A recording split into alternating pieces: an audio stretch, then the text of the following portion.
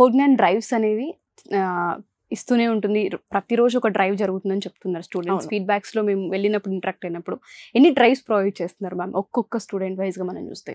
మనకి student pass out అయిన దగ్గర నుంచి ఫర్ ఎగ్జాంపుల్ 24 పాస్డ్ అవుట్ అయితే వాళ్ళకి 2 years ఫ్రెషర్ ఎలిజిబిలిటీ ఉంటుంది. అంటే 26 వరకు ఫ్రెషర్ ఎలిజిబిలిటీ ఉంటుంది.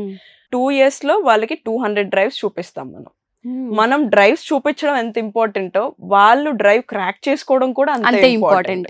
సో వాళ్ళు అది క్రాక్ చేయాలి అంటే ఇక్కడ క్లాస్ విని వెళ్ళిపోవడం కాదు, డే అంతా అక్కడ టైం స్పెండ్ చేసి వాళ్ళు ఎవ్రీడే ప్రాక్టీస్ సెషన్స్ లో ప్రాక్టీస్ చేయాలి.